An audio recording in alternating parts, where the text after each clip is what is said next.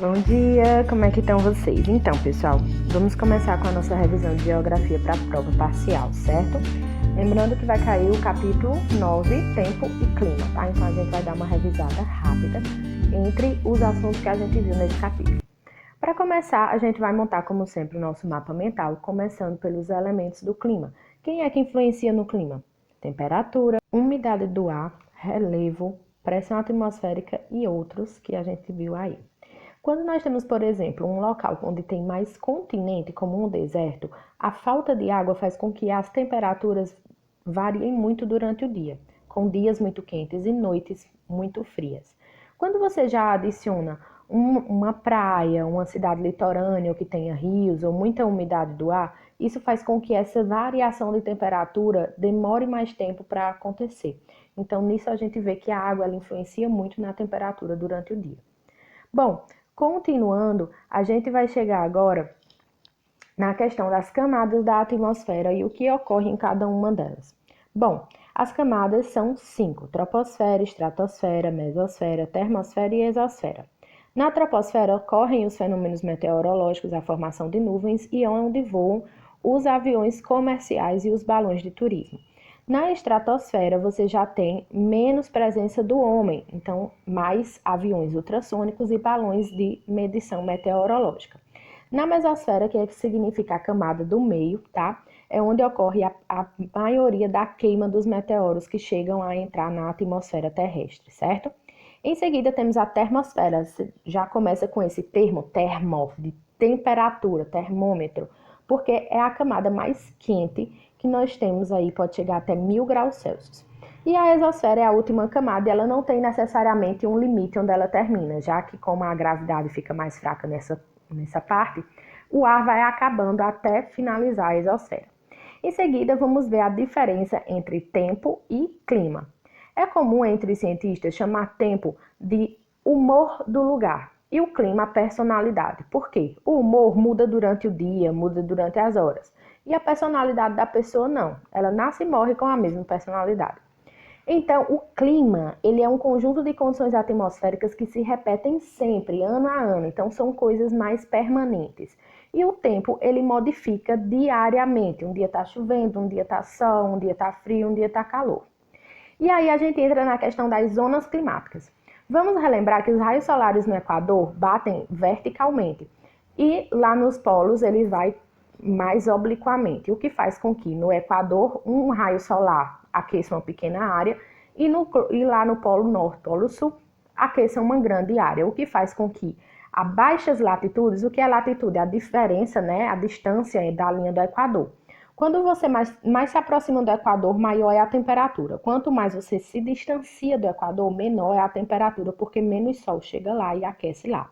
Então, na zona do Equador, no meio do planeta, nós temos a zona tropical, logo assim a temperada, e por último as zonas polares ou glaciais, que são as mais frias. Então, quanto mais longe do Equador, mais frio, tá?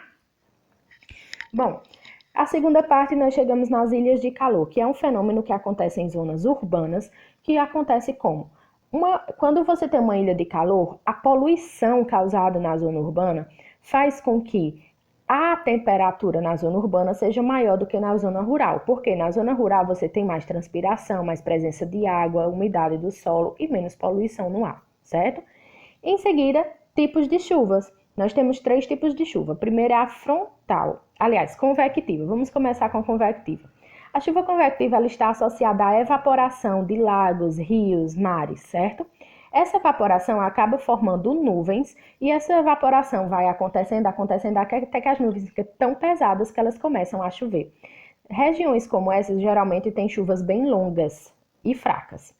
Já a chuva frontal, ela ocorre de uma hora para outra. Por quê? Ela ocorre com o choque de massas de ar frio com massas de ar quente, o que faz com que seja uma chuva rápida, porém extremamente forte, certo?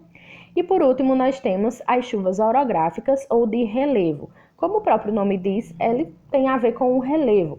Quando você tem um determinado local, a interferência de uma montanha ou uma região mais alta que acaba barrando a passagem das nuvens e essas nuvens vão se juntando, até ficarem tão pesadas que começam a chover. Então, essa é a chuva orográfica, certo, pessoal? Em seguida, vamos lá para a questão de pressão atmosférica e altitude. Nós sabemos que a pressão atmosférica está relacionada com a altitude. O que é a altitude? É o nível de acordo com as águas do mar. Como assim?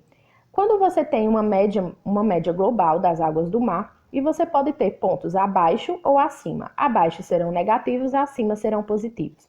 Nós vimos também que quanto mais você sobe, algumas características vão mudando. Por exemplo, a pressão do ar, que eu chamo do peso do ar. A força da gravidade faz com que as partículas de ar fiquem mais próximas da superfície. Quanto mais você sobe, mais espaçadas elas ficam. Isso faz com que, quanto mais baixa, digamos, na altitude, perto do mar, for uma cidade, maior é a coluna de ar que estará sobre essa coisa. Então, o ar vai pesar mais porque tem mais ar sobre esse local. Já em locais mais altos, tem menos ar, então nós temos uma coluna curta e o peso do ar é menor, portanto, a pressão também é menor. Portanto, pressão atmosférica e altitude tem tudo a ver uma com a outra. Nós também vimos que quanto maior a altitude, por exemplo, subindo uma serra, menor será a temperatura. E aí tem a questão da movimentação do ar, né, o vento. Temos que o ar quente sobe e o ar frio desce, porque é pesado. Então, o que acontece? O movimento vertical fica sobre isso, se é quente sobe, se é frio desce. E eles geram zonas de baixa e alta pressão, que faz com que ele se movimente na horizontal. E terminando, a gente vai para climograma. Lembrando que climograma é um gráfico, tá? Que vai cruzar duas características. Precipitação, que são as chuvas, e temperatura, que é o calor ou o frio daquele local. A precipitação sempre vai vir em colunas, geralmente pintadas de azul. E a temperatura sempre vai vir em forma de linha, tá? Aí passando sobre elas. E é isso, gente. O mais importante é saber ler esses climogramas, tá? É isso, boa sorte e daqui a pouco eu libero a prova.